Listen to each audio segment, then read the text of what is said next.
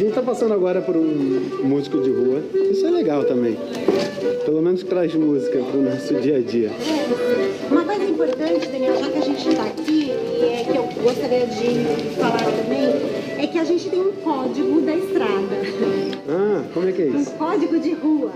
Porque aqui, às vezes, as pessoas elas pensam que já elas estão andando, elas podem andar sem nenhum problema. E na verdade, não. Isso é muito bom. Quando a gente está numa rua grande, tudo bem, a gente pode ficar todo mundo abraçado, feliz e contente. Mas quando a gente está numa rua pequenininha, a gente tem que sempre manter a direita. Você pode dar a mão pro seu namorado sem nenhum problema. Mas quando estiver numa rua pequenininha, tirem a mão, mas talvez você que está trazendo a tua esposa, faça um carinho na sua esposa diferente. Aproveita o momento, né? Aproveita o momento. E eu vejo muita gente aproveitando o momento nessa hora.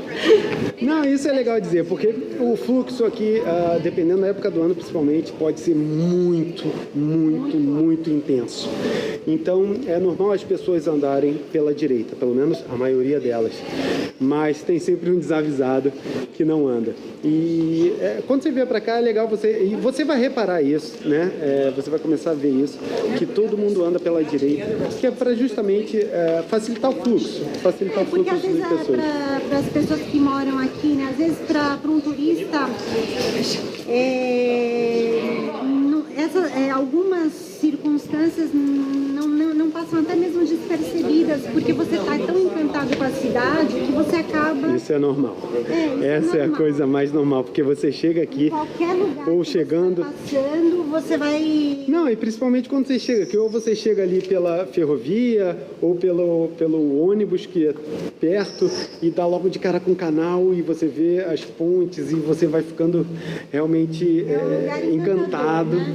E acaba esquecendo, né, um pouco, querendo ir para todo lado, eu vou tirar uma foto daqui, tirar uma foto de lá, e acaba esquecendo. E esquecendo que existem pessoas que moram aqui. Exato. Que existem os transportadores que carregam as coisas dos barcos para os supermercados, para os restaurantes, para os bares. Nós que somos sempre correndo, que é uma cidade que tem um ritmo diferente, como Isso, São Paulo, Rio. Mas a gente também corre, viu, gente? A gente também tem horário. Então, assim, é importante isso. Uma outra coisa que eu queria falar, Daniel, que a gente está passando por uma rua. Isso que eu gostaria de destacar também, que assim, por mais que você já ouviu falar milhões de vezes da Praça de São Marcos, de Veneza, que eles dão muito enfoque na Praça de São Marcos e Rialto, Murano e Burano. A cidade tem outras coisas para se fazer, e isso que é interessante, fugir dos focos de turismo de massa. E você vai aproveitar a cidade de uma maneira diferente. Então, o caminhar pela cidade é muito mais interessante, por exemplo, do que você ficar concentrado só em Rialto e São Marco, porque a cidade não é somente isso, né? Eu concordo 100% com você. E, bom, esses dias eu tive a oportunidade de realmente sair completamente e rodar essa ilha quase que toda. Não dá para dizer toda, porque realmente tem muito caminho por aí. Mas eu andei muito por aqui e tive a oportunidade de conhecer lugares assim incríveis que eu não via um turista.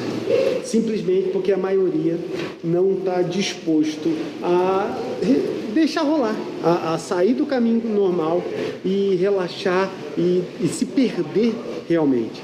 É importante você lembrar primeiro que você está numa ilha. A pior coisa que vai acontecer é você dar de cara com a água e voltar. Então você não vai muito longe, pode ficar tranquilo em relação a isso. Em Veneza vale a pena se perder. Sim. Não, e outra coisa importante, é uma cidade muito bem sinalizada. Isso você pode conferir comigo, né? Exatamente. Quando você chegou aqui, a primeira coisa que eu te dei, o que foi? Um mapa. Exatamente. E o que eu te falei? Existem nos pontos. Não, isso é perfeito, isso é perfeito. E depois deixa rolar. Isso é perfeito. Tranquilo, porque GPS muitas vezes funciona e muitas vezes não funciona. Exato. Então, assim, às vezes as pessoas ficam desesperadas se elas não têm mais o GPS. Então, eu acho que Veneza sempre a gente dá um passo para trás e volta ao que a gente era, não sei, há 10 anos atrás, que a gente utilizava o nosso GPS interno. Daniel, eu estou trazendo aqui vocês num lugar hiper especial. Essa Eu ponta é gosto sensacional mesmo. que é aonde tem a Bienal. Aqui é o escritório da Bienal, que tem um restaurante que é bem interessante, que não é muito barato, mas também não é exageradamente caro, que dá para vir tomar um café, tomar uma cerveja sem nenhum problema e admirar um panorama interessante da cidade. Então, se a gente vier por aqui, a Bienal ela acontece a cada 2 anos, né? Então, um ano é dedicado às artes contemporâneas e o outro ano à arquitetura. Se a gente for aqui no final, a gente tem a possibilidade de ver. Tá vendo que tem aqueles jardins ali? São os jardins públicos que foram instituídos por Napoleão. E hoje em dia é a sede de alguns países que tem os pavilhões fixos para a Bienal e elas ficam lá. Tanto que o Brasil tem seu pavilhão fixo ali nos jardins. Depois você vê aqui a Ilha de São Giorgio. Ontem se aproveitou a virada cultural, não foi? Ontem foi sensacional. Deixa eu comentar sobre isso. Ontem foi sensacional. Foi uma noite aqui em Veneza que grande parte, talvez a maioria dos lugares de arte, galerias e museus e tudo mais, estava aberto durante a noite de graça. Então, lugares que são, às vezes, alguns são extremamente caros, eles estavam completamente de graça. Era só chegar e você tinha oportunidade de entrar em palácios muitas vezes. Realmente incríveis e que não são muito baratos para entrar e estava completamente de graça. Isso acontece todo ano, né? Todo ano, geralmente nesse período do ano acontece. Esse seria o terceiro final de semana de junho? Eu acho que esse é o terceiro. Eu acho que deve ser, eles fazem o cálculo mais ou menos no final de semana de junho. Então ali a Ilha de São Giorgio. Destaque para o campanário de San Giorgio. Ele não é o mais alto da cidade, o mais alto é o Campanile de San Marco. Que é aquele da praça, que a gente já viu. Na minha opinião, esse é o campanário que tem a visão mais bonita da cidade. Porque você vê a cidade do alto, você vê a Praça de San Marcos na sua frente. Você não teve a oportunidade de subir lá em cima porque estava super lotado. Não consegui. Mas ali da igreja você viu uma puta visão, viu? Vi. Não, ali tem uma visão incrível. E eu fui ontem, justamente durante esse evento, que era tudo gratuito.